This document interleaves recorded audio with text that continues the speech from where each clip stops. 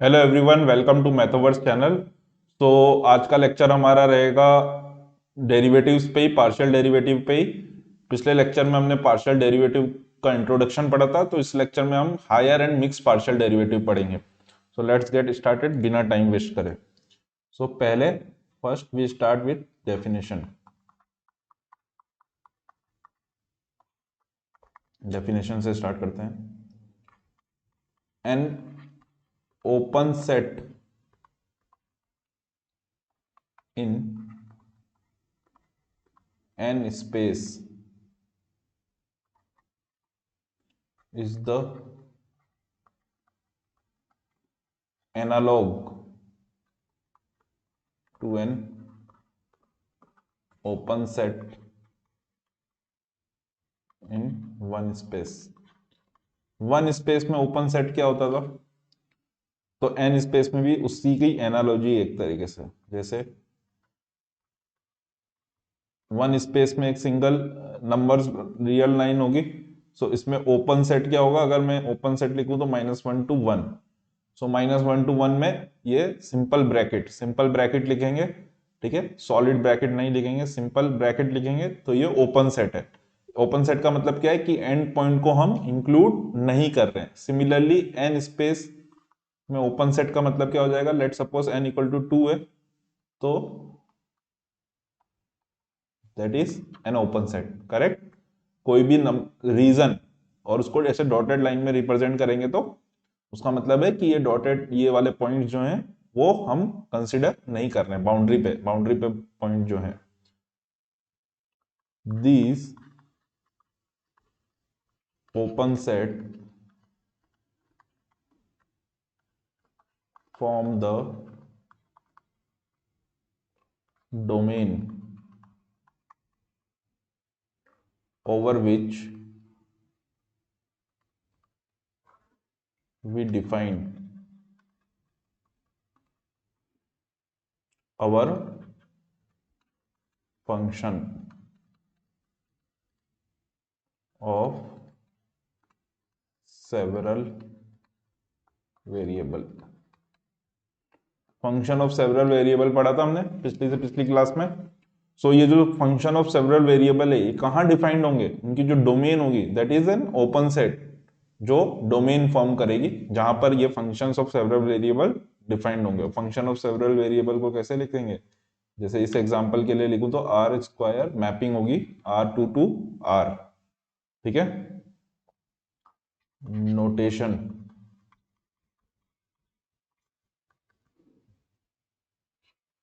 Function of several variable क्या हो जाएगा? R to R। अगर टू वेरिएबल फंक्शन होगा तो then del f upon del x equal to D1 equal to DX, ऐसे लिखेंगे हम। ठीक है, पिछली क्लास में बताया था del f upon del y equal to D2 equal to DY। ये सब सारे सिंबल हम यूज करेंगे। तो अगर मैं एक और बार डिफरेंशिएट करूं, del f upon del x जो आएगा that is again function of x y होगा वो। सो अगर अगेन उसको मैं डिफरेंशिएट करूं, del by del x of del f upon del x, तो इसको हम कैसे लिखते हैं? Del square f upon del x square. ठीक है, del square f upon del x square, del बोलेंगे इसको, डेल, डी की बजाय डेल बोलेंगे। इसी को हम ऐसे भी लिख सकते हैं D1 square times F.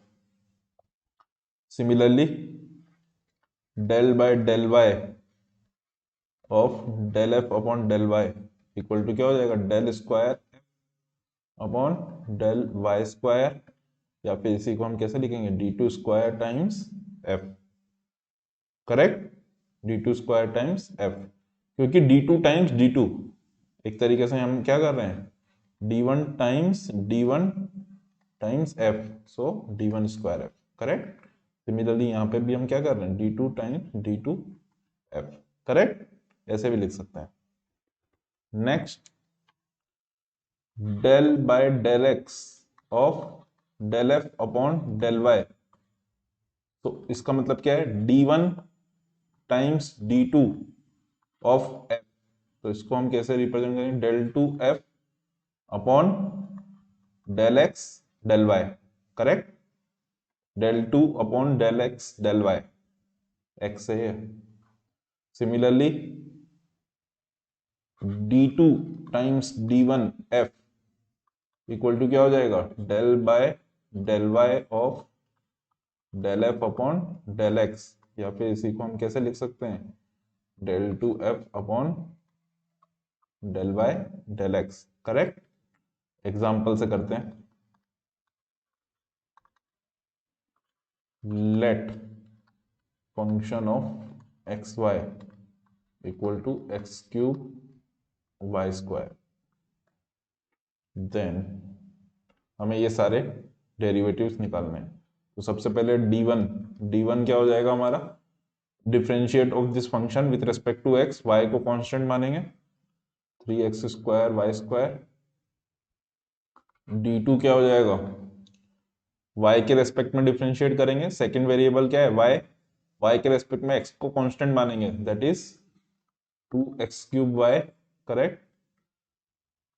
d2 d1 क्या हो जाएगा, d2 और फिर इसका d1 कर रहे हैं, d1 मतलब विथ रेस्पेक्ट टू x, इस d2 को with respect to x partially derivate कर रहे हैं, तो ये आएगा 6x² y, d1 d2 d1 d2 करेंगे तो d1 को with respect to y partially derivative कर रहे हैं, तो ये आएगा again 6x² y, correct. So note del two f, अच्छे से लिखता हूं,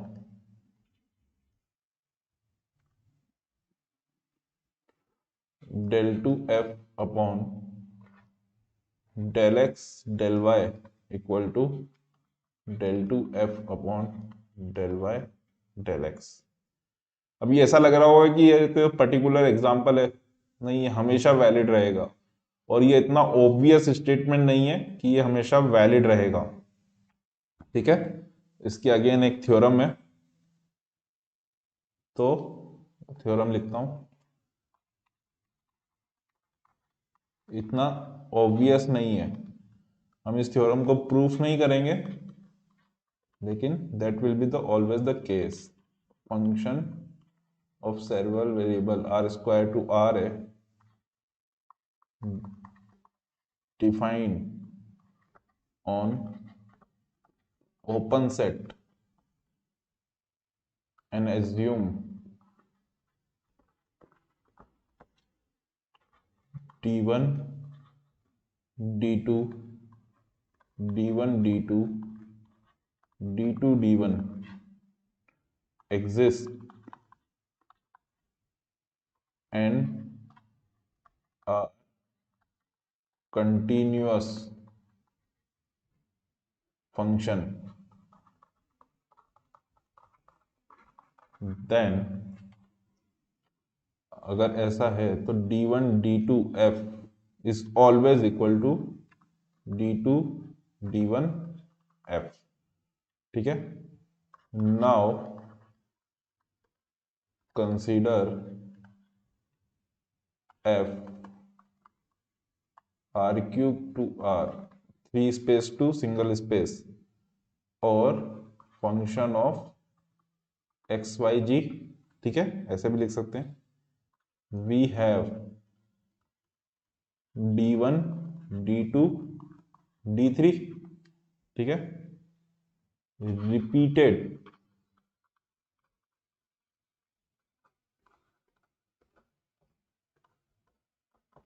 application of theorem demonstrate that mix partial are equal regardless of order,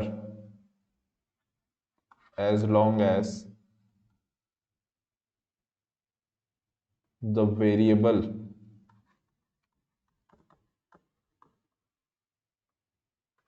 with respect to which we differentiate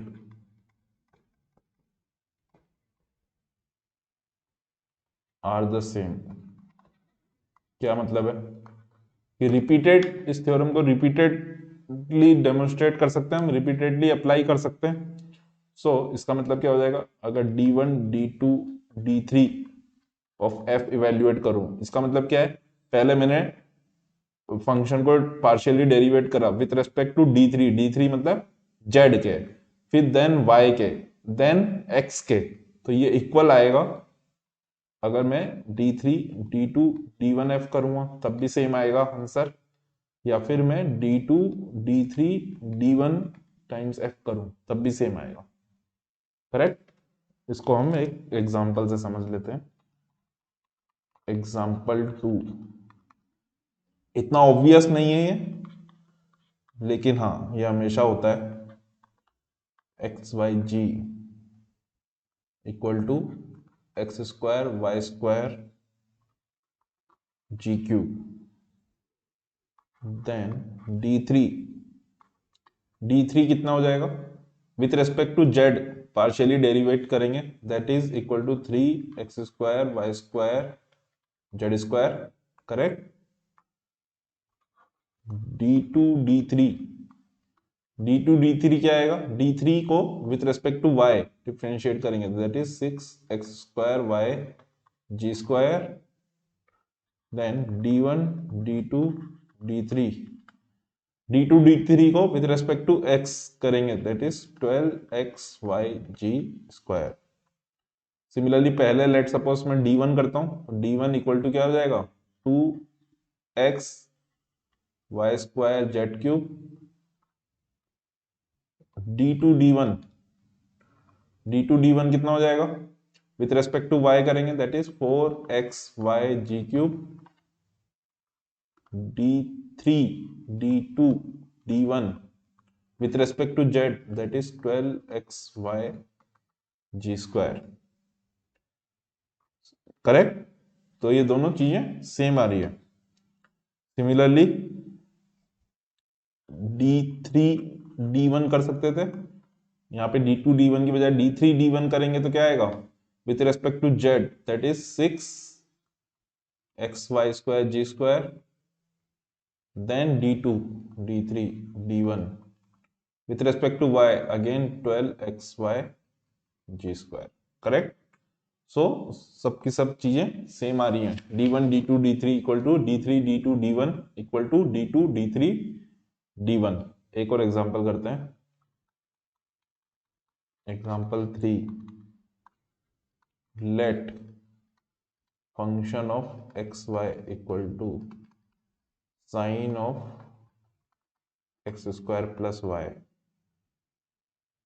ठीक है। देन d1 की वैल्यू क्या होगी, with respect to x sine का डिफरेंशिएशन cos होगा, और अंदर ब्रैकेट के अंदर का डिफरेंशिएशन क्या होगा, 2x होगा, then 2x cos x square plus y.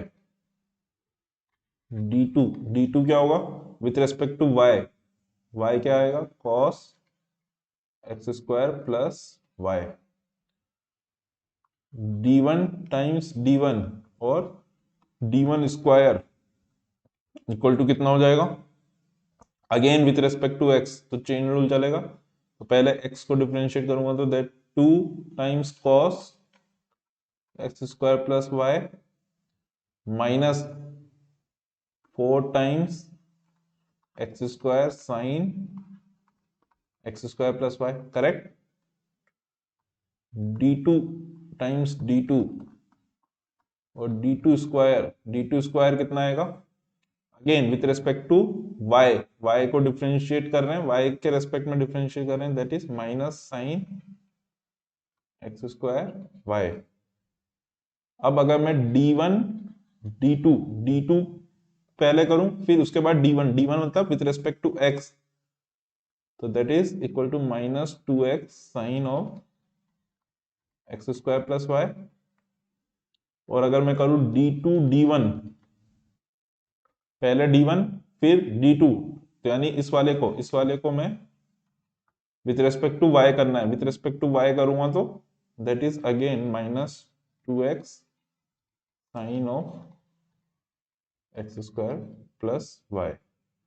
तो आप देख रहे हो ये दोनों चीजें अगेन सेम आएंगी, D1 D2 equal to D2 D1, correct. तो आज के लेक्चर में हमने क्या देखा कि हायर पार्शियल डेरिवेटिव कैसे करेंगे। मिक्स पार्शियल डेरिवेटिव जो होंगे वो ऑर्डर इंडिपेंडेंट होंगे, ठीक है, और बिल्कुल ऑब्वियस नहीं है, लेकिन हाँ ये याद रखना है कि ऑर्डर मैटर नहीं करेगा। D2 D1 करूं या D1 D2 करूं सेम आएगा, काफी यूजफुल चीज है। नेक्स्ट लेक्चर में हम चेन रूल देखेंगे, अगेन वेरी इंपॉर्टेंट लेक्चर रहेगा नेक्स्ट लेक्चर, जो आने वाले लेक्चर्स में भी काफी यूज होगा। So keep on watching this video, this lecture series, ठीक है, और हम आने वाले वीडियोस में द चेन रूल्स के बारे में बात करेंगे। Thank you very much.